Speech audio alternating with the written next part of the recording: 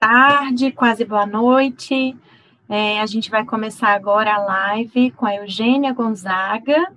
Queria dar as boas-vindas para todo mundo que está chegando. Eu sou a Mariana Rosa, eu sou jornalista, ativista dos direitos das pessoas com deficiência, e tenho hoje aqui essa alegria, essa honra de receber a Procuradora Regional da República, Eugênia Gonzaga, e numa live com total acessibilidade, graças ao apoio do Instituto Alana para essa realização. Então, quero agradecer, registrar também aqui o agradecimento ao Instituto Alana. Antes de passar a palavra para a Eugênia, eu quero também fazer a minha audiodescrição e agradecer todos os parceiros que hoje a gente está transmitindo essa live ao vivo em alguns canais, né?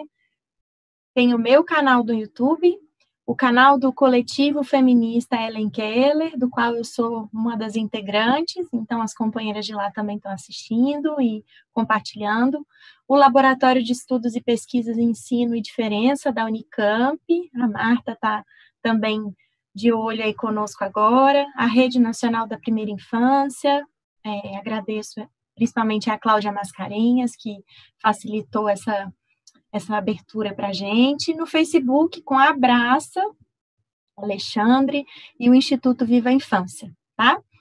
Durante a live, você pode enviar suas perguntas, tem uma pessoa que está moderando aí com o meu perfil, não sou eu que estou digitando, é a Flávia, que está trabalhando aqui com a gente hoje, então manda as perguntas, os comentários no chat livremente, a gente vai tentar respondê-las aqui ao vivo, e o que não for possível, a gente depois pode tentar comentar nas outras redes, né, ou dar continuidade ao debate de outras formas. É importante dizer que essa live também conta com a presença da Rosane.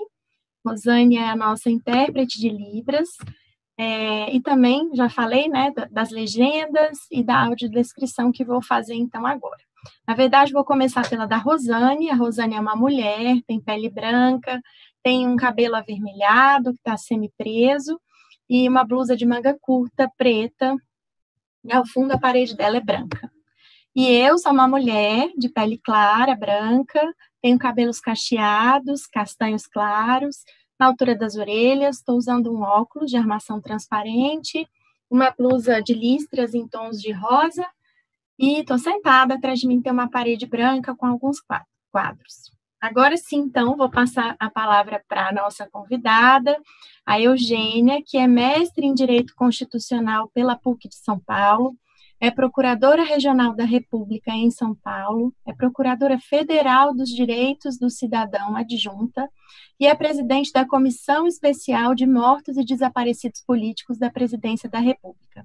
Eugênia, muito boa tarde, boa noite já, né, iniciando. Eu queria pedir para você, então, cumprimentar quem está nos assistindo e fazer também a sua audiodescrição, por gentileza.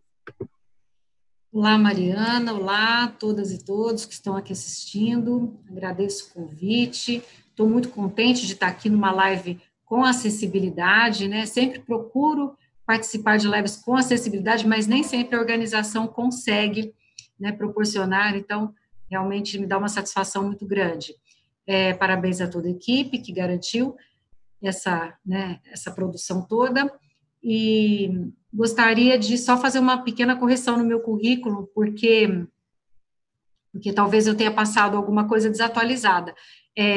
Hoje em dia eu não sou mais Procuradora Federal dos Direitos do Cidadão adjunta, essa função minha terminou em maio, e também não sou mais presidente da Comissão Especial sobre Mortos e Desaparecidos Políticos, até foi um fato no ano passado que ganhou bastante repercussão, porque foi uma exoneração feita diretamente pelo presidente da República, e e aí acabou ficando bem conhecido, então a gente não pode deixar passar. Atualmente eu continuo, né, Procuradora Regional da República e estou coordenando a área de Memória e Verdade, o grupo de Memória e Verdade do Ministério Público Federal, da Procuradoria Federal dos Direitos do Cidadão.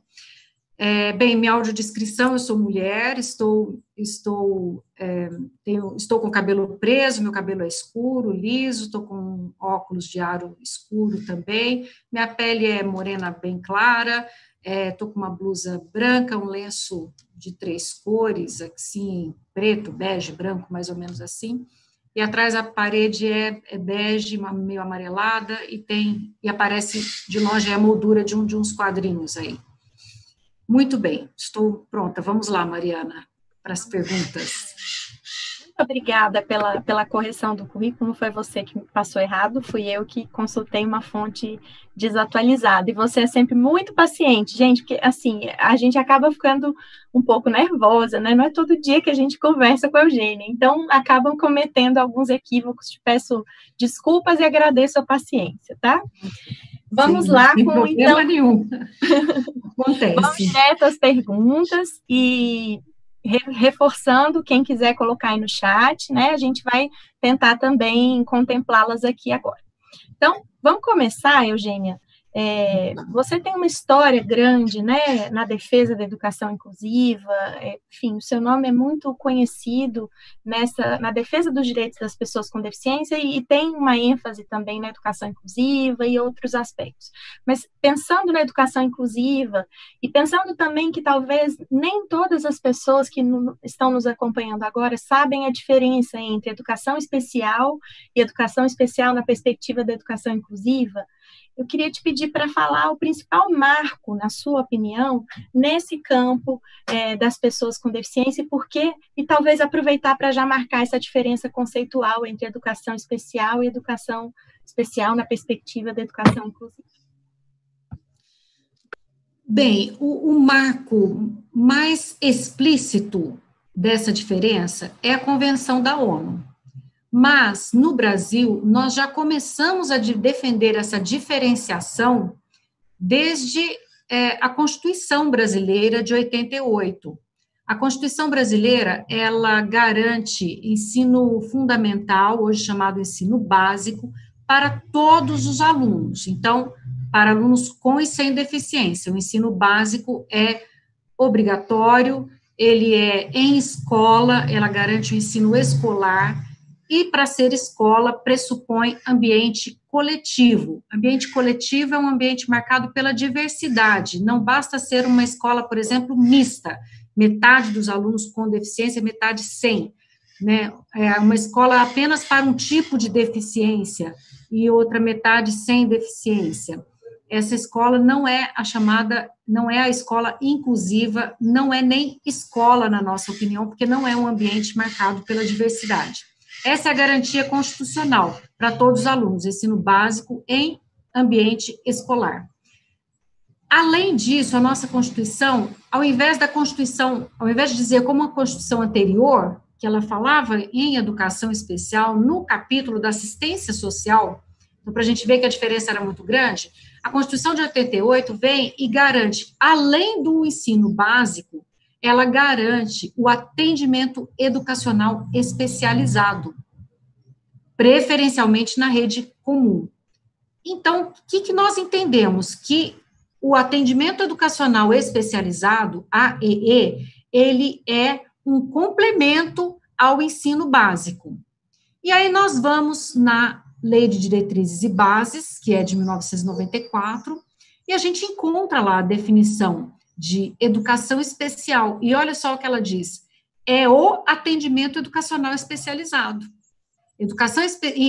E a gente não pode ampliar o que está na Constituição. Então, a educação especial, de acordo com a LDB, interpretada à luz da Constituição de 88, ela é esse complemento, ela não é jamais para crianças em idade escolar, em idade de frequentar obrigatoriamente o ensino comum, ela não pode ser jamais substitutiva. Então, foi a partir da Constituição, a partir dessa interpretação da Constituição, é que, então, surge, né, essa política, essa interpretação da educação especial na perspectiva da educação inclusiva.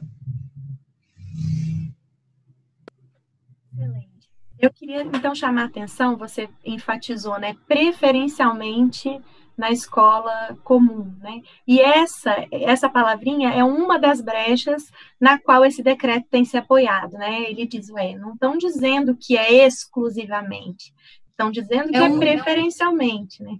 É um equívoco, porque a educação formal, ela jamais é de preferência em algum lugar, ela é obrigatoriamente em escola, em ambiente formal.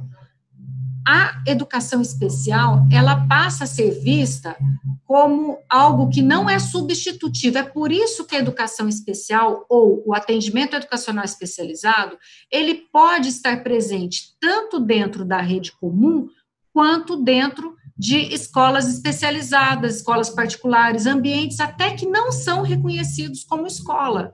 Por exemplo, você pode fazer sei lá, um curso linguístico de inglês, você vai complementar o seu ensino, mas você não vai exatamente frequentar outra escola para fazer isso. Você pode fazer um curso livre para fazer isso. Por quê? Porque não é um tipo de curso obrigatório. O atendimento educacional especializado é direito da criança, ele tem que fazer parte da sua grade curricular, mas não de maneira substitutiva ao ensino comum. E aí depois vem a Convenção da ONU falando que não há o direito à educação fora de um ambiente educacional inclusivo. Ela exige que o sistema educacional seja inclusivo e garante todos esses apoios dentro do sistema educacional inclusivo. O que o decreto faz é inverter toda essa interpretação, toda essa lógica, né, que permeia o direito de toda criança à inclusão, não é só criança com deficiência que tem direito à inclusão, né, o ministro Edson Fachin, no julgamento recente, que esse é também um outro marco importante da ação direta de inconstitucionalidade, 5357, foi um precedente muito importante, ele diz que o direito à educação inclusiva não é só da criança com deficiência, é de todas as crianças. Então, quando o decreto vem e volta, né, naquela visão anterior a 88, da educação especial como substitutiva, como possibilidade da pessoa frequentar exclusivamente um ambiente especial, ele está frustrando o direito de todas as crianças à educação inclusiva. Perfeito, perfeito. Bom, você falou então do marco, que é a Convenção da ONU, e aí nessa sua trajetória, quais seriam os maiores desafios, né? Eu entendo que a convenção é o maior anteparo, né? Talvez tenha sido o maior impulso, o que você destacou. Mas pensando nos desafios, o que você teve que enfrentar nesse percurso, né? Nas suas posições aí ao longo da sua trajetória profissional, quais foram os desafios mais significativos? Olha, a resistência das escolas especiais, das instituições, né, para mim foi uma surpresa muito grande, porque quando eu comecei a atuar nesse tema, eu achava que as instituições especializadas, como a Paz, Pestalozzi, entre outras, seriam grandes parceiras na luta pela inclusão na escola comum. E lá atrás, nós já idealizávamos um modelo de trabalho complementar da escola comum com as escolas especiais, com as instituições especializadas, porque, obviamente, que existe um saber que não pode ser dispensado. Mas isso havia alguma predisposição em aceitar a educação inclusiva de algumas instituições, mas eram instituições isoladas. A política presente dessas instituições era ainda voltada para garantir esse espaço especial como uma possível opção, né, para os pais, o que à primeira vista parece uma coisa até, né, democrática, mas a gente vai ver daqui a pouco que não é, e isso realmente me causou bastante espanto, essa resistência. E temos ainda a resistência também das escolas particulares, o poder econômico que elas têm, né, elas estão muito presentes nos conselhos de educação em geral, desde o Conselho Nacional até os conselhos municipais, e isso dificultou, né, muito, né, essa resistência delas acabou levando até com que a sua federação, né, a COFENEM, se não me engano, entrasse com essa ação perante o Supremo para pedir para que fosse declarada inconstitucional a LBI, quando a LBI diz que não pode haver cobranças extras, né, da pessoa com deficiência.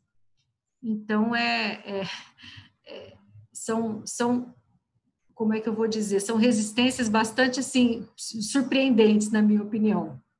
Sim, me lembrei que recentemente eu vi uma fala de um juiz do Tribunal de Justiça. Eu não estou te ouvindo. Não Tá estou te me ouvindo ouvindo. agora? Agora Melhorou? estou. Sim. Sim, estou ouvindo. Recentemente, eu ouvi uma fala de um juiz aqui do Tribunal de Justiça de Minas Gerais, o Luiz Fernando Nigro, e ele dizia exatamente isso. Ele dizia: as pessoas estão dizendo que custa mais caro, que precisa ter uma complementação, as escolas particulares reivindicam isso, né? E ele falou: a gente tem que inverter a perspectiva, tem que pensar que essas escolas lucraram até hoje perpetuando discriminação, né, perpetuando preconceito, lucraram com isso. Isso é que estava errado. Agora a gente está corrigindo, né? Então é uma fala que permite a gente fazer uma mudança importante, né, de perspectiva. Queria pegar um gancho aí na sua fala, quando você fala da manutenção, não da manutenção, mas da existência das escolas especiais e da escolha da família, enfim. Tem uma pergunta que uma pessoa enviou para fazer aqui hoje. Ela se chama, a pessoa que enviou se chama Juliana Amorina, e ela disse o seguinte: eu queria entender em que medida a escolha da família é soberana, quando a gente está falando de educação. E aí, pensando que esse é um argumento que também tem sido muito usado, né? O governo diz, ninguém está obrigando a matricular na escola especial. A gente está dizendo que a família vai poder escolher, né? Então, até em que medida a escolha da família é soberana? E eu queria te pedir para comentar isso, por gentileza. Da mesma maneira que é soberana para qualquer um dos filhos, diz a Declaração Universal de Direitos Humanos, desde lá 45, em que a família tem prioridade na didática, na medida pedagógica que ela vai optar para a educação do seu filho. Mas, ao mesmo tempo, ela coloca como direito do filho o direito ao ensino formal. Então, a família tem a opção por práticas pedagógicas, colocar numa escola tradicional, uma escola Waldorf, enfim, é isso que ela tem a opção. Agora, ela não tem a opção de não colocar na escola, né? Qualquer criança, se o pai deixa a criança fora da escola, o pai ele pode ser acusado de crime de abandono intelectual. E o direito da criança estar nesse ambiente coletivo. Bem, a escola especial não é escola, ela não supre tudo o que a criança precisa, porque a educação é muito mais do que apenas conteúdo didático. Ela é muito mais, ela envolve também o pleno desenvolvimento humano, seu preparo para o exercício da cidadania. Está escrito isso na própria Constituição, no artigo 205. E uma escola que não é marcada pela diversidade, uma escola que não seja um ensino formal, ela vai ficar faltando nesses outros quesitos. Agora, essa discussão nós estamos enfrentando agora, essa onda conservadora, né? Por exemplo, mas eu quero deixar na escola especial porque eu cansei de ser ofendida na escola comum, né? A gente ouve muito falar isso, e eu tenho certeza que hoje em dia o pai, a mãe que opta por deixar numa escola especial, ela só está fazendo isso porque ela não teve outra opção.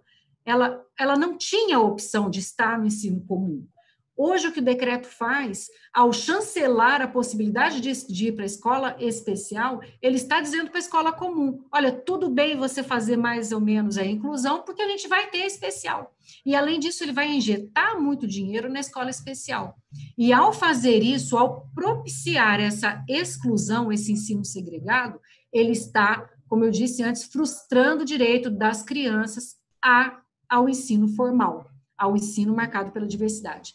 Bem, essa onda que trouxe de volta essa opção pela escola especial é uma onda que está trazendo também à tona as defesas pelo homeschooling, que é uma situação também muito complicada, né? As famílias de religiões tradicionalíssimas que acham que, por exemplo, a escola comum pode não ser uma boa influência para os seus filhos, eles dizem que o filho o filho pode ter acesso ao conteúdo escolar, não é abandono intelectual, porque eles estão dando a aula que o filho precisa dentro de casa. O filho pode ir só para fazer prova. Mas e o resto?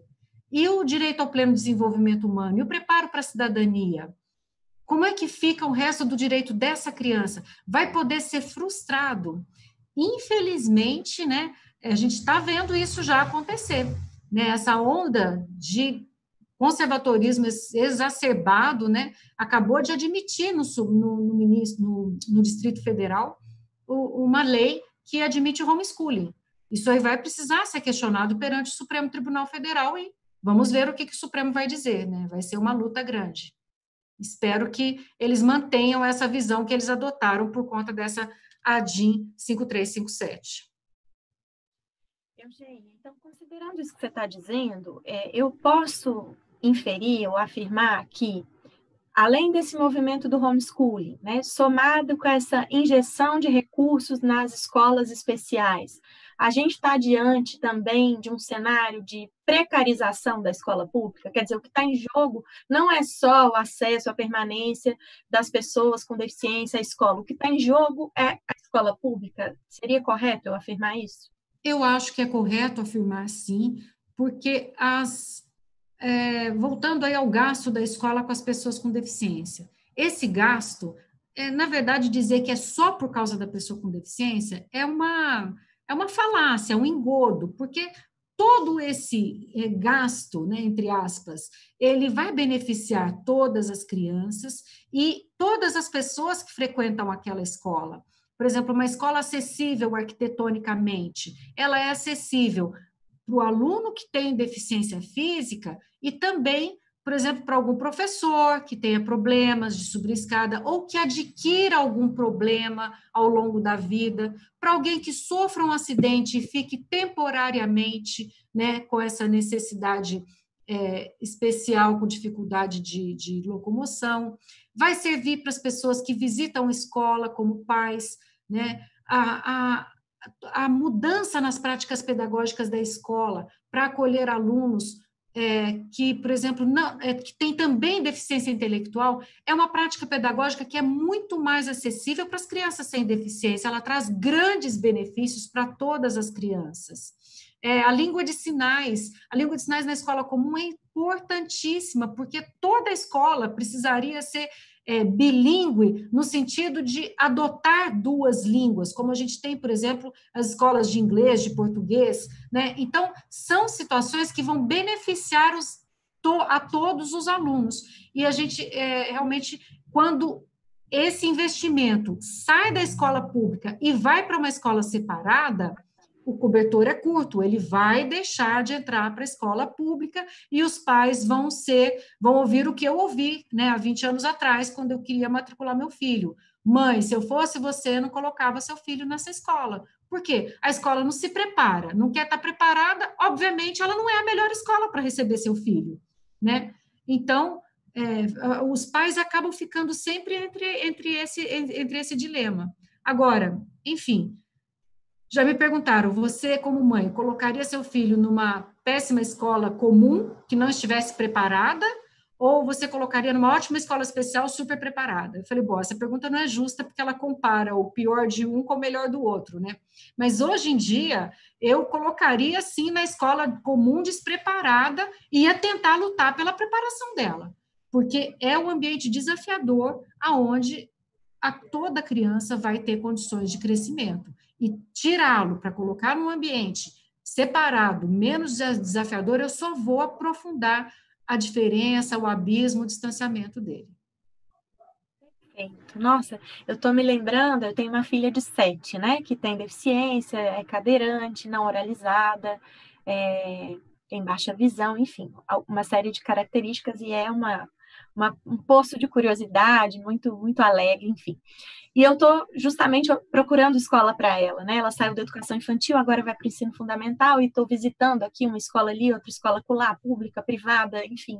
E uma das escolas que eu visitei, que existe desde a década de 80, Eugênia, cheguei lá, achei a escola linda, cheia de natureza, uma proposta pedagógica que parece compatível com o que a gente busca, né? Com o que é o nosso direito buscar.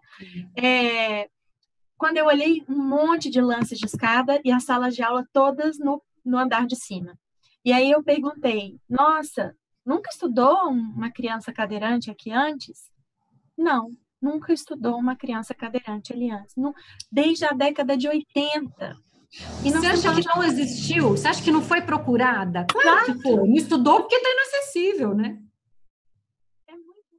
né, é tão básico, né? E fico pensando como que pode, porque é o que você falou. Então, não só o cadeirante, mas então ninguém nunca quebrou um pé, ninguém nunca, né, precisou, fez uma cirurgia e teve mais dificuldade de se locomover, enfim, né? Nenhuma situação de mobilidade reduzida pode ser possível num ambiente assim, enfim. Mas é isso, até então a gente tem uma legislação que nos obriga a falar, não, escola, você precisa fazer isso, é meu direito estar com a minha filha aqui. Com esse decreto, isso fica mais maleável, né? Não. Fica muito maleável, porque os pais, eles acabam ficando assim, contra a parede, né? O que eu vou fazer? Ele fica muito inseguro, realmente. Vou colocar meu filho no lugar em que ele não consegue sair da sala de aula, ele vai ter que ser carregado para subir, né? E aí a escola vira para você e fala assim, mas tem uma escola aqui do lado, que é totalmente acessível, que é especial, que não sei o que, não sei o que. Então, isso e aí sim é tirar a opção dos pais. Porque quando a gente exige que toda escola comum seja inclusiva, ela vai precisar ser acessível, ela vai precisar ter contraturno, ela vai precisar fazer o ensino comum, fazer o AE. E eu posso então optar por ficar só na escola comum, porque ali eu vou ter todo o atendimento. Agora, eu posso optar por deixar meu filho na escola comum e, paralelamente, em um ambiente especializado para poder reforçar aquilo que tem de especial. Aí sim eu tenho opção. Agora, quando eu não tenho uma comum que não quer se preparar, que o poder público não faz esse tipo de exigência dela, não vai sobrar. E ainda mais se estiver injetando dinheiro, né, no outro ambiente. Falando em dinheiro, Mariana, desculpa só se me alongar, mas é um ponto bem importante. Se alguém tiver interesse, a gente pode voltar. Esse dinheiro previsto no decreto é um dinheiro que vai sair das dotações da União, né? E a União, como a gente já disse, o cobertor é curto, os investimentos em educação são limitados também, né? E o que garante um mínimo de aplicação de verbas para a educação é o Fundeb. Então, quando o Estado não consegue pagar sozinho o número mínimo, o valor mínimo de dinheiro que ele tem por aquele número de matrículas que ele tem no Estado, a União vem e complementa. Agora, se a União já tiver dado dinheiro para as escolas especiais daquele estado, será que ela vai computar nesse valor que ela teria que complementar o Fundeb? Isso não está claro no decreto. A gente ainda não sabe de onde vai sair essa dotação orçamentária. Se vai sair naquilo que a União já teria que complementar ou não, ou se vai ser uma verba separada. A gente ainda não sabe. Nossa, é um decreto que não deixa isso claro. Bom, eu li também um artigo que você escreveu, em que você, num determinado trecho, você dizia que em algum momento dessa tua trajetória, você precisou moderar o tom de voz para conseguir avançar na luta da educação inclusiva, né? E aí, recentemente, nas propagandas e nos materiais de divulgação da nova política, nova, né, entre aspas, política de educação especial, eu notei que eles chamam as pessoas que defendem a educação inclusiva de inclusionistas totais, né, ou de radicais, ou falam que a educação inclusiva, dessa maneira como nós defendemos, é um radicalismo, né? A cartilha que acompanha essa política lá divulgada pelo MEC, ela diz que nós, que defendemos a educação inclusiva, estamos valorizando a socialização e o convívio entre todas as crianças em detrimento da aprendizagem dos alunos com deficiência. Então, dizem que a gente, com isso, estaria negligenciando particularidades dos alunos, sobretudo aqueles que eles consideram que têm uma deficiência grave, né, como eles chamam. Eles ainda graduam a deficiência do indivíduo, né? E aí, ainda nos discursos desse decreto, eles falam muito dessa necessidade das famílias que têm crianças com deficiências consideradas graves poderem ser melhor atendidas, que você já comentou um pouco sobre isso. Mas o ponto aqui que eu queria trazer veja que a gente chega no século XXI com um histórico de luta grande em que defender a educação inclusiva virou um discurso radical, né? Virou um radicalismo na visão desse governo. Queria te pedir para comentar um pouquinho sobre isso. Quando uma pessoa diz, isso é radical, isso é utópico, isso não vai ser possível, né? O que você comenta a respeito? Eu adorei essa pergunta, Mariana, porque essa coisa aí de chamar a gente de radical, né? Isso aí existe desde que a gente começou a defender a educação como direito da criança, né? Ninguém chama de radical alguém que defenda o direito da criança sem deficiência de estar numa escola. Isso não é radicalismo. Mas se a gente defende o direito de criança com deficiência de estar numa escola comum, estamos sendo radicais. Aí a gente já tem uma visão discriminatória, né? Bem, eu gosto muito do termo radical, apesar de eles usarem no sentido negativo, né? Um arcebispo, Dom Mauro Morelli, ele, uma vez assistindo uma palestra dele, e ele disse que chamavam ele de radical por outras questões, né? E ele falou assim, eu adoro isso, porque o contrário de radical é superficial, e radical é o que tem raízes, né? Então, Mariana, eu não tenho nenhum problema com essa coisa do radicalismo, porque realmente nós temos raízes profundas no direito da criança, nós jamais vamos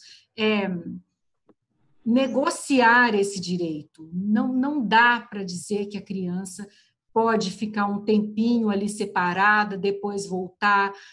Espera, fica em casa esse ano, mãe. Quem sabe ano que vem fica melhor. Essas práticas todas são absolutamente discriminatórias.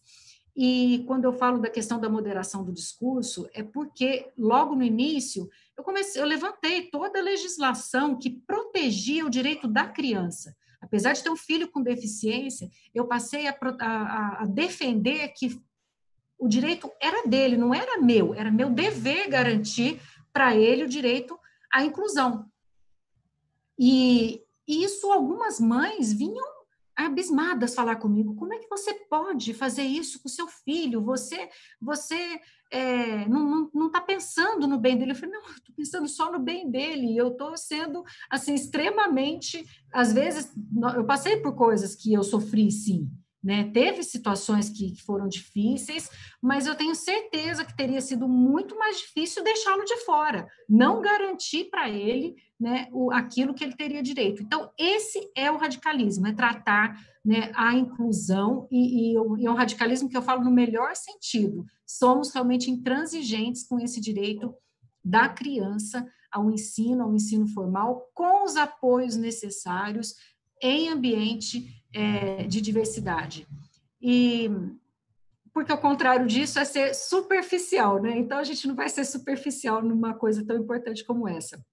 E junto com essa defesa, então o que eu dizia era que é crime recusar a matrícula de criança com deficiência, é crime deixar uma criança com deficiência fora da escola, é crime, como faz, por exemplo, muitos especialistas, dizer, olha, eu acho que ele não vai se beneficiar da escola comum, coloca ele numa escola especial. Para mim, essa pessoa está frustrando o direito dessa criança ao ensino comum, e é uma conduta que é prevista como crime na Lei 7853 de 89, artigo 8º, está escrito lá, né? E quando eu passei a adotar esse discurso assim bem forte realmente, né, uma procuradora, membro do Ministério Público, falar, gente, é crime, isso caiu com peso assim, né, muito forte. E quando eu falei, vários promotores e colegas também me apoiaram, porque viram que tinha total sentido naquilo que eu estava falando, que tinha fundamento. Então, a Federação Nacional das APAES orquestrou aí uma campanha contra mim, em que eles distribuíram modelos de habeas corpus de ações, mais de 3.000 habeas corpus contra mim, por conta disso que eu tinha escrito, né, nas cartilhas, dizendo que é crime deixar a criança com deficiência fora da escola, ou, de qualquer maneira, frustrar o direito dela ao ensino comum. E aí foi a partir daí, então, que eu falei, bom, vou moderar o meu discurso, porque eu acho que as pessoas não estão preparadas, né, para escutar isso. Então, não vou mais falar a palavra crime, não vou mais falar, assim, vou tentar dourar um pouco a pílula, né, eugenia, paz e amor, né, tentar dourar um pouco mais a pílula.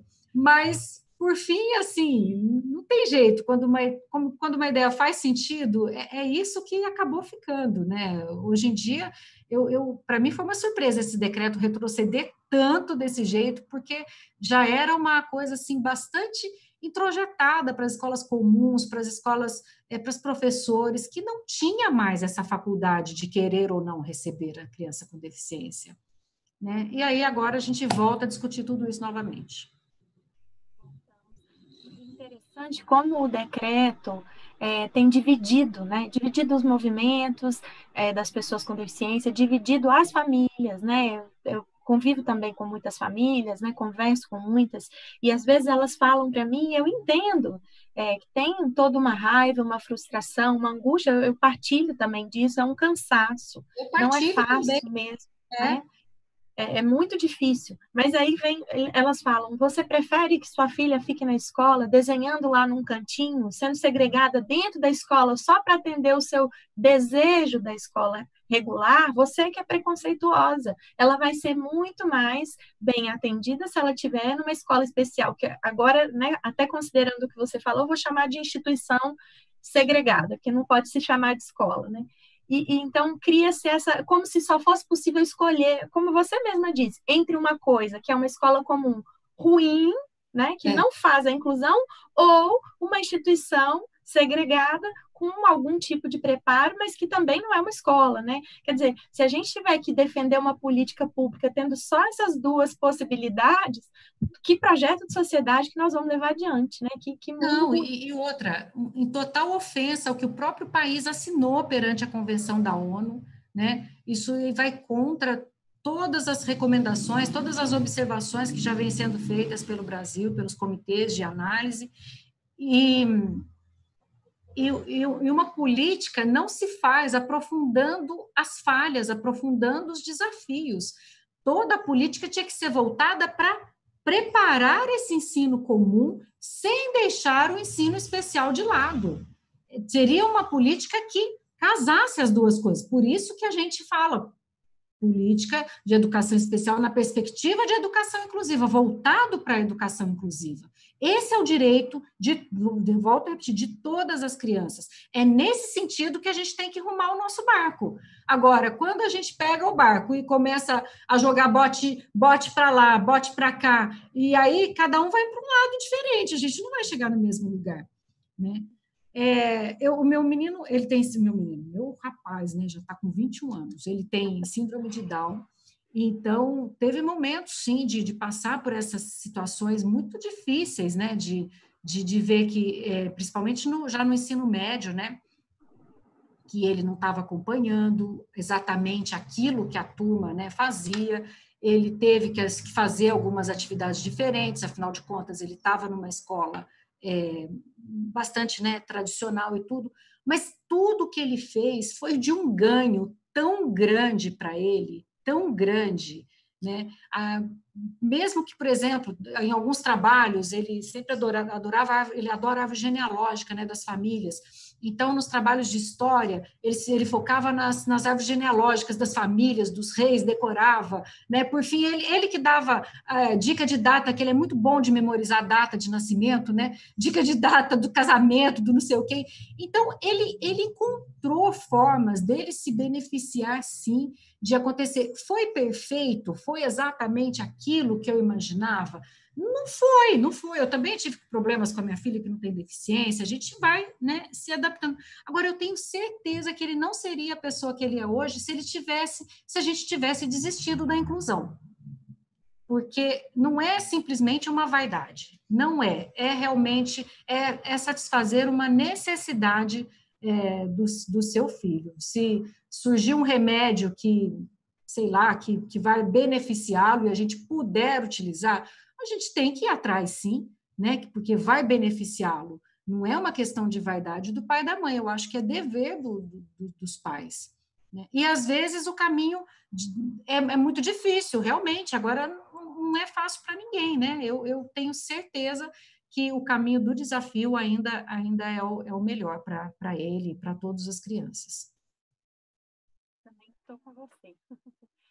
Olha, outra pergunta agora é da Mila Oliveira. Ela está perguntando o seguinte: o Ministério Público Federal pretende agir em relação a esse decreto? E se sim, de que maneira? Eu acho que o MP federal, eu acho que não, até porque já teve medidas propostas, né? Então, no âmbito do Poder Legislativo, alguns parlamentares já entraram com decretos legislativos que anulam esse decreto, né? Isso está em andamento. não foi ainda para votação, né? O Rodrigo Maia fica segurando tudo que é contra o governo, colocando aí na gaveta, daí quando ele precisa forçar com alguma coisa, ele tira alguma cartinha lá e põe em votação, né? Então, esses decretos legislativos, eu acho que aí estão desse mesmo jeito. Explicar sobre esse tema para o Congresso é dificílimo, eu vejo assim com muita dificuldade a gente tentar resolver essa situação por via do Congresso. Mas é uma das vias, está lá, está aberta, ainda está por ser decidida. Outra medida que já foi proposta é a da ação direta, a da ação de descumprimento de preceito fundamental, a DPF, que é uma ação parecida com a ADINHA, né, a ação de inconstitucionalidade, é direto no Supremo. Então, já foi proposta por um partido, pela Rede Sustentabilidade, e várias entidades já entraram com aquilo que a gente chama de amicus curiae, amigo da corte, que é para apoiar o pedido feito na ação. E eu já soube que defensorias públicas, ministérios públicos, Federação das APAES, né, uma quantidade imensa de instituições já entrou apoiando. E então eu estou assim mais confiante nesse caminho perante o Poder Judiciário. Ainda não teve decisão nenhuma, a decisão está com o ministro, a decisão liminar, né, está com o ministro Dias Toffoli. Ele preferiu ouvir primeiro a União. E a União, acho que protocolou ontem, se não me engano, a manifestação dela, né, sobre o decreto, defendendo o decreto, né, mas, enfim, obviamente o decreto reinaugura a possibilidade da pessoa não ficar inclusiva. Eu acho que agora chegou a hora em que a gente tem que defender realmente, direito à inclusão. Hashtag escola que não é inclusiva não é escola. Acho que a gente chegou a hora, finalmente, né, da gente colocar essa questão na mesa, né, e vai ser o Supremo que vai ter que dizer. Então, é uma responsabilidade muito grande. Perfeito, Eugênia. Escola que não é inclusiva não é escola, e educação que não é inclusiva também talvez não possa ser chamada de educação, né? É uma outra coisa. Tem uma pergunta da Camila Borges, ela está dizendo o seguinte: o governo federal tem lançado políticas e proposto aos estados e municípios aderirem ou não, como as escolas cívico-militares e o Plano Nacional de Alfabetização. Quais seriam os desdobramentos para estados e municípios? Seria interessante criar políticas estaduais e municipais? Um dos pontos de defesa que o governo diz, ele fala que essa política não precisa ser obrigatoriamente seguida pelas escolas, é a política dele, ele vai fazer desse jeito. Agora, os municípios, os estados, eles podem fazer como ele quiser. Só que isso vamos dizer, novamente é um engodo, é dourar a pílula, porque, obviamente, os municípios, os estados, eles seguem, sim, aquilo que a União define como política. O papel da União, ela, apesar de ela não ser a responsável por instituir, por manter o ensino básico, né, que abrange o fundamental e o médio, esses ensinos são responsabilidade dos estados e dos municípios, a União Federal, de acordo com o artigo 211 da Constituição, ela tem a responsabilidade de ser a equalizadora, de garantir esse padrão mínimo de qualidade. Então, quando a União ela parte para um caminho, é muito difícil a gente ter um município que vai falar, não, aqui nós vamos fazer de maneira diferente. Até porque daqui a pouco muda secretário, muda secretário de educação, não vai ficar sendo feita uma política a cada gestão. Então, é muito ruim para mim, a meu ver, é muito danoso o fato do governo sinalizar, né, numa direção oposta à Constituição. Isso precisa ser objeto de correção, porque não está dentro da discricionariedade dele, né, fazer um tipo de investimento, um tipo de educação que não atenda aos princípios constitucionais e os compromissos com os quais ele que ele assinou perante a comunidade internacional. Falando e o microfone no mudo, perfeito. Vou já emendar mais uma, que a gente está caminhando aqui para os últimos minutos e ainda tem várias perguntas, vou tentar aqui dar conta de algumas. Algumas você já respondeu, então, por exemplo, A Luma perguntou, gostaria de perguntar sobre a PAI, essa instituição pode ser um espaço que exclui, acho que isso já ficou respondido. Aí eu vou para a da CAT. Ela pode não ser. Tem a pais que fazem um trabalho de complementação. Tem a pais que não recebem exclusivamente a criança no seu espaço, que faz apenas realmente o atendimento especializado, mas elas são exceção. A Cate, espero estar pronunciando corretamente o nome, Cate Cristina, ela está dizendo o seguinte: oi, meus filhos são autistas de alto funcionamento. Conseguem ler e escrever, ainda que com dificuldade, e querem fazer faculdade. Como será isso com esse decreto? É o que eu acho que todos os pais se perguntam, né? Como será? Porque a gente não tem como definir um espaço educacional para cada tipo de deficiência. As deficiências são muitas, né? Quando a gente fala em diversidade, a gente também não pode pensar só na criança sem deficiência e com deficiência. Entre as crianças sem deficiência, você tem muita diversidade. Entre as crianças com deficiência, você tem muita diversidade, né? Uma vez eu estava dando uma palestra, acho que em Brasília, que tinha uma escola de surdos, uma escola bilíngue, né, voltada para surdos, chamada bilíngue, que eu tenho um pouco de restrição com esse termo, mas vamos deixar assim por enquanto. A escola bilíngue voltada para surdos, e o menino surdo foi excluído da escola comum, quer dizer, da escola bilíngue, voltada para surdos, né? Eu falei, mas como assim, o menino é surdo? Aí a professora respondeu, mas era um surdo autista. Eu falei, tá, então a gente vai ter que criar uma escola para o surdo autista, né? Tem o autista de altas habilidades. É por isso que a gente tem que investir na escola comum, que ela precisa atender a esses papéis, inclusive os de altas habilidades. Porque, do contrário, a gente vai ficar fazendo espaço separadinho, e não vai conseguir, né? Ainda, por exemplo, num município que é grande, né, tipo São Paulo, Brasília, você tem, às vezes, número de crianças com uma deficiência parecida, capaz de você, por exemplo, fazer uma classe com pessoas com aquela deficiência, por exemplo, né? Mas 80% dos municípios brasileiros têm menos de 100 mil habitantes, né? Às vezes você tem um surdo em idade de alfabetização, tem uma criança que é cega, como é que vai fazer, né? A escola comum precisa atender essa única criança, cada criança é única, tem sua particularidade, e a escola comum precisa dar conta. As minhas irmãs são da área pedagógica, né? Elas são professoras. Logo que eu comecei a defender tudo isso, elas falaram assim, para você falar é fácil, não é você que está lá na sala de aula. Eu falei, olha, realmente, agora acontece que todo mundo tem seus desafios. Eu tenho aqui também dos meus processos, eu tenho aqueles que eu sei trabalhar muito bem, eu tenho aqueles que chegam para mim que eu vou ter que estudar antes de resolver o que eu vou fazer ali, porque eu não sei, cada hora chega uma coisa, eu não posso chegar um processo para mim e eu falar, esse aqui eu não vou fazer porque eu não estou preparada. Isso não existe em nenhuma profissão, né? Obviamente, quando a gente está falando de pessoas, a situação é bem diferente, mas hoje, a cabeça do professor já mudou muito, o professor já sabe que ele, acho que graças a esses 20 anos, né, que a gente passou, esses 20 anos foi um progresso muito grande na área da educação inclusiva. Hoje em dia, os professores não têm mais essa cabeça, por exemplo, que as minhas irmãs tinham no passado. Hoje elas mudaram também. Mas no passado, o professor sempre tinha essa cabeça, que ele só tinha que atender aquela criança, né, padrão, se é que existe, né? A criança padrão. E qualquer, então, pessoa que saísse diferente tem que vir o especialista. As coisas não são assim. O professor tem que ser professor de tudo, de todos, e o especialista para trazer o complemento que for necessário, quando necessário. Porque não significa, nem sempre se tem deficiência, precisa sempre, né, de um especialista. Então, essas são essas ciladas, né, que a gente vê no tocante à inclusão.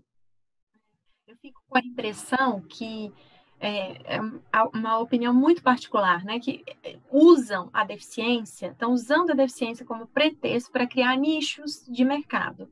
Então, uma escola para quem tem paralisia cerebral, uma escola para quem tem autismo, uma escola para surdos, uma escola para cegos, né, e assim a gente vai categorizando como se isso fosse possível.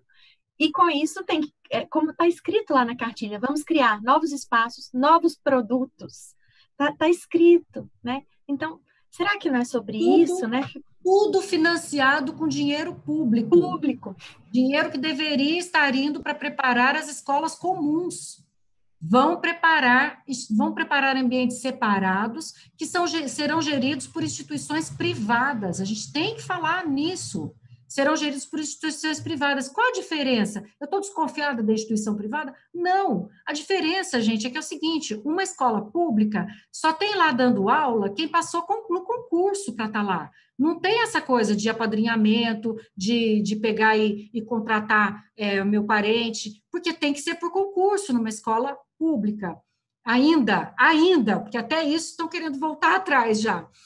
Qualquer compra que for feita por uma escola comum é objeto de licitação, é objeto de tomada de preços, né? Não é aberto. Agora, a instituição privada, ela tem muito mais liberdade de fazer esse tipo de contratação, ainda que ela venha a prestar contas desse dinheiro público que ela recebe, né? A gente sabe que o mecanismo, ele não tem como olhar tudo lá na ponta, se ela tem mais facilidade de fazer compras, de contratar pessoas. Então, e mais, né?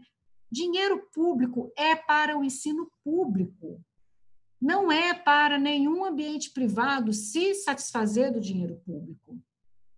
Né? Você pode ter financiamento de ONGs, mas são financiamentos de congressos, de eventos, de coisas muito específicas. Não é financiamento para o seu funcionamento integral a vida inteira. Né? O que as instituições privadas conseguiram até hoje, e vão aprofundar isso, é conseguir o seu financiamento exclusivamente com dinheiro público para sempre, e num volume que às vezes é um volume muito alto. A gente vê algumas rapazes aí no interior do Paraná e tudo, que são clubes fantásticos, com piscina, com raia olímpica, para ser usado por pouquíssimas crianças. Aí eles falam assim, não, a gente abre para a comunidade poder usar também. Então aí acontece inclusão nesse horário? Não, eles usam em horário separado. Então tem a hora da comunidade, tem a hora que vão os alunos. Quer dizer que nem ali, né, você tem essa possibilidade de inclusão, de integração, sei lá. Então, é uma distorção. E está tudo escrito lá no decreto. Eu não sei aonde a gente vai parar se isso aí realmente for colocado em prática. Olha, Sônia Marta Oliveira está perguntando, uma questão para a procuradora. Qual a compreensão sobre o artigo 24 da Convenção? O 24 é o que garante o direito à educação, né? Eu estou sem ele aqui no momento, mas ele é o que dá para nós todas os caminhos, né, que a gente tem que seguir para poder garantir que o sistema seja inclusivo. Ele fala que tem que garantir o direito à educação no sistema educacional inclusivo. E aí, as pessoas que vivem tentando interpretar o contrário, falam assim, não, olha só, é o sistema que tem que ser inclusivo, não é a escola que tem que ser inclusiva. Então, se o sistema tem escolas especiais e comuns, o sistema é inclusivo. Gente, não é assim. É a mesma coisa de falar assim, fulano é forte como um touro. Ele é um touro? Não, ele não é um touro, entendeu? Se precisar de um touro, vai ter que chamar um touro, não vai chamar o fulano que é forte como um touro. Então, é uma distorção dos raciocínios. É a mesma coisa no passado, quando as pessoas falavam assim, a minha escola é inclusiva. A escola é inclusiva, que legal como vocês trabalham. A gente tem 18 salas comuns e 3 salas especiais. Não é inclusiva. Não é inclusiva. Não é inclusão quando você tem escolas de inclusão, escolas comuns. O decreto fala isso. O decreto fala que tem as escolas regulares inclusivas. Quer dizer que se ele pressupõe que vai ter regular inclusiva, é porque vai ter regular não inclusiva. Né? Está equivocado. Não é inclusão quando você tem salas dentro de uma mesma escola que tem crianças com deficiência e outras salas que só tem crianças com ou sem deficiência. Isso está errado, isso não é inclusão. Então, o sistema educacional inclusivo é aquele que a inclusão perpassa todos os seus ambientes, todas as suas políticas. Isso que é sistema educacional inclusivo, e é isso que a ONU diz. E ela garante ali uma série de requisitos que, se a gente ler todos, a gente vai ver que é garantindo o ensino básico, formal, para todos os alunos, com os apoios necessários. Para mim, é essa a interpretação do artigo 24. Olha, ainda tem mais um pouquinho aqui para a gente ir. Tem o Valdo Nóbrega, que está dizendo o seguinte, O que é inclusão de fato? Fazer os PCDs conviverem com os demais ou aplicar o ensino diferenciado para os PCDs? Porque as duas coisas juntas não dá, né? Ele escreveu. A professora Mantoan, que é boa nessas coisas, né? Eu também ficava muito assim, quebrando a cabeça, né? Porque a gente pensa na inclusão como um colocar em. Na verdade, a gente tem que ver a inclusão como um estar em, como um fazer parte. Você não pode pensar no colocar. O locus educacional de toda criança é com a sua geração, é com a escola que o pai escolheria, para aquele filho, naquele bairro, com ou sem deficiência. É a escola que recebe esse aluno e fala: vamos fazer o melhor por ela, né? Vamos atender às suas especificidades. Né? A questão do currículo, diferenciado ou não diferenciado. Tem muitas maneiras de você atender à diversidade. Você tem as escolas que já fazem currículos diferenciados para todos e que, na verdade, ao invés de dar matérias diferentes, elas mudam o olhar da correção. Né? Então, às vezes, a matéria é a mesma, mas cada aluno vai trazer uma resposta diferente, cada aluno vai trazer um enfoque diferente. Então, é quase que como você eliminar os degraus da escola, né? A gente tem, né, nessas linhas tradicionais da escola, a coisa de ter que tirar, por exemplo, 5 ou 6 em todas as matérias, né? Isso é uma coisa que funcionou no ensino que a gente pode chamar assim, que privilegia o medíocre, né? O medíocre não no mau sentido de ser, né, idiota, tudo, não é nisso. O medíocre de ser mediano. Se a gente consegue tirar 5, 6 em todas as matérias, você está na média, né? Agora, quantas pessoas têm que, às vezes, tem uma dificuldade impressionante na matemática e tem uma facilidade imensa de memorização, de leitura, de interpretação. Essa pessoa, ela tem que ficar fora da escola. Na escola que privilegia o medíocre, ela tem que ficar fora da escola, porque ela é excluída. Só vale aquele que dá a resposta que o professor esperou. Então, no ambiente educacional inclusivo, toda a experiência que eu tenho, mostra que é isso. A inclusão é envolver, não colocar em. Né? É partir do princípio que a criança pertence àquele espaço. Ela não está ali por um favor para ela, um favor para as mães. Ela pertence àquele espaço. E isso é muito fácil quando as crianças são bem novas. Quanto mais cedo a inclusão começa, menos as crianças percebem as diferenças, menos elas, sabe, menos elas se dão conta, elas vão crescendo juntas. Obviamente, chega na fase da adolescência, pode acontecer, né, situações ruins, criança nova chegar, mas os próprios alunos vão dando um jeito de uns ensinarem os outros, de explicar. As experiências que eu vi com pessoas que eu conheço, assim, foi um crescimento muito grande para todas as crianças. E essa questão da prova, né, da correção, é difícil, mas é difícil apenas para a escola que não muda o seu olhar. Quando a escola muda o olhar e ela admite que ela pode ter diferentes respostas para aquilo que ela está ensinando naquele momento, diferentes posturas, a coisa começa a fluir normalmente. Quer dizer, normalmente nunca é, né? Porque escola é escola, é difícil para todo mundo, né? Mas é possível, sim. Eu fico pensando, né, nesses contextos, o quanto a gente ainda tende, a gente como sociedade, né, tende a atribuir o fracasso escolar única e exclusivamente a uma característica do aluno. Então, uma hora é a deficiência, é porque ele é assim, é porque ele não enxerga, é porque ele não anda, é porque ele tem uma deficiência intelectual, é porque, enfim, ou porque ele é mau aluno, ele não gosta de estudar, né? A gente, aí tirando a deficiência do contexto, a gente fala, ele não gosta de estudar, ele não para quieto, né? E toda vez que a gente vai por esse percurso de responsabilizar o aluno pelo seu fracasso escolar, fico pensando que a gente perde a oportunidade de ser radical, de ir na raiz do problema, né? De pensar, mas por que esse aluno não está sendo bem-sucedido na sua trajetória, né? Qual é o contexto que ele está inserido na sua casa, na sua família, nos espaços aos quais ele pertence? Qual é a qualidade do ensino que está sendo disponibilizada para ele? Qual é o contexto da escola, né? Como é a gestão dessa escola? Tantas perguntas que a gente pode fazer antes de chegar no aluno, né?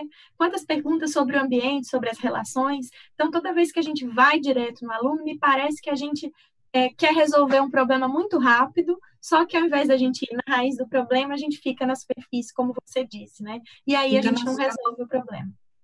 Fica na superfície, a escola quer receber aquele aluno, quer ficar com aquele aluno apenas que aprende com ou sem, apesar da escola, que é outra fala da professora Mantuana. Então, qualquer diversidade, qualquer situação difícil, não para sentado, o problema é dele, pai, mãe, né? Vem aqui. Claro que a escola tem que estar junto com os pais, né? Mas a gente vê muita gente excluída por questões desse tipo. E a gente nem precisa falar exatamente de deficiência. Exatamente.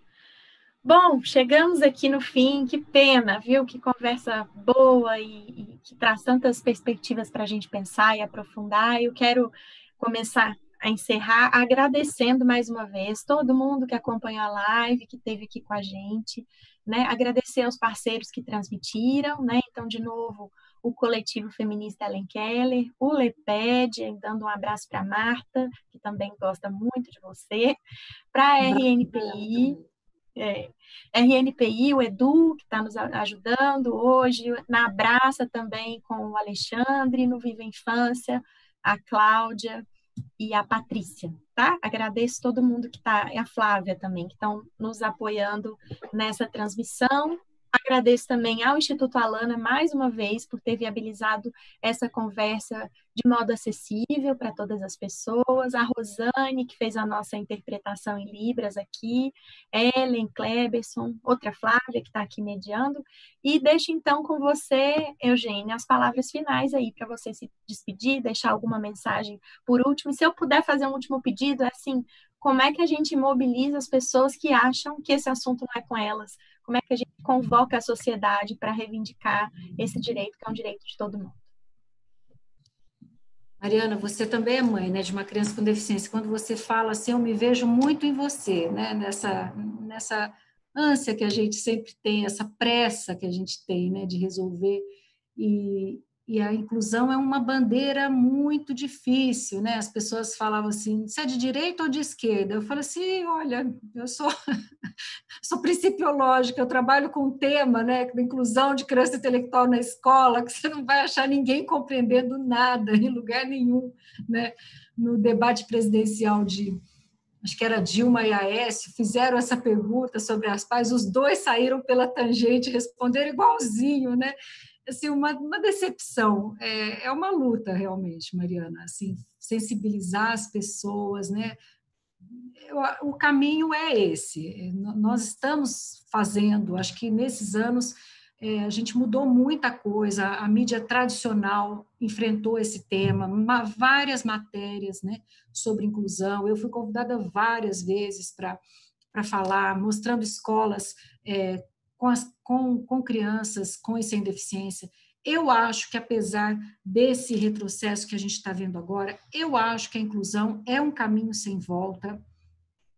Eu vivo citando lá aquela frase, né, do Vitor Hugo, né, nada é mais forte do que uma ideia cujo tempo chegou. Eu tenho certeza que o tempo da inclusão chegou no século XX, sim, né, agora a gente está aprimorando, a gente está aí, pode até enfrentar algum retrocesso ou outro, como é o caso desse decreto, mas nenhum pai jovem, né, ele vai querer hoje ver o seu filho segregado. O que a gente vê são pais realmente que acabaram indo para o ensino segregado porque não tinha outra opção, porque o outro estava ruim demais, né? E então o que eu, sei lá, teria para falar, né, para esses pais, assim, não desistam, vamos batalhar contra essa escola, vamos denunciar. O próprio decreto, quando na defesa agora que o governo fez do decreto, né? Ele repete essas palavras. Não, a gente não está falando que a escola não precisa ser inclusiva, a gente só está falando que tem que ter opção. Então, a gente ainda tem a via, sim, de cobrar que a escola seja inclusiva, A gente tem essa via. Isso aí não nos foi tirado pelo decreto. A gente sabe que, na prática, a consequência dele vai ser terrível, vai tirar dinheiro da escola pública, mas a gente nada foi deixado, nada foi retirado no sentido de continuar. Claro que o direito da criança é a escola, nenhuma escola tem o direito de recusar matrículas. Até, se não me engano, eles iam fazer uma campanha sobre isso, que o decreto não abria o direito da escola comum recusar matrícula, apesar deles usarem essa via da irregular inclusiva ou não. Então, instrumentos para lutar pela inclusão aí dos nossos filhos, das nossas crianças e de todos os nossos filhos, né? Eu vejo, hoje em dia, bem dessa maneira que eu estou falando aqui, né? Inclusão, direito de todas as crianças. E os pais de crianças sem deficiência, eu vejo que eles mudam muito quando eles veem os ganhos para os seus próprios filhos, né? No ensino médio do meu filho, quando ele foi lá pegar o diploma, ele foi aplaudido de pé por 700 pessoas lá, né? Os outros pais estavam realmente felizes, emocionados, felizes com o crescimento dos filhos deles, né? De estar naquele espaço. Então, minha mensagem, se puder, né, dar alguma, né, não desista, o direito é da criança e a gente tem, né, esse dever aí de garantir o crescimento dele, por mais que as pessoas digam, né, que isso pode ser muito difícil. Queria também agradecer a todas as pessoas que você citou, as instituições, Leped, Alana, parabenizar você, Mariana, porque eu já vi alguns vídeos seus na internet, são, assim, realmente muito didáticos, muito, sabe, você tem o poder da palavra, de falar para os pais, de convencer, viu? Então, continua fazendo eventos desse tipo e que o caminho para a gente sensibilizando é por aí mesmo. Muito obrigada, Eugênia. Nossa, muito feliz, muito honrada e aprendi muito te ouvindo aqui hoje. Assim, não tenho nem palavras para dizer. Se a gente tem algum desgosto nesse tempo, né, que está sendo tão difícil, te ouvir e saber que eu vivo na mesma época que você e tantos que estão aqui nos ouvindo me dá muito fôlego, né? Então, vamos seguir juntas, porque a humanidade precisa avançar e não retroceder, né? Escola especial é retrocesso social, é isso que a gente precisa dizer, né? E, aliás, não é nem escola. Gente, eu queria, então, agradecer mais uma vez a todos, dizer que nós deixamos aí nos comentários alguns links de abaixo-assinado, de e-mails para enviar para os deputados, né? Isso tudo ajuda, fortalece a luta e seguimos em contato, talvez não, com certeza a gente não deu conta de todas as perguntas, mas a gente vai olhá-las de perto depois e procurar maneiras de responder às pessoas que fizeram perguntas. Muito obrigada, Eugênia, mais uma vez, muito obrigada. Abraço a todos.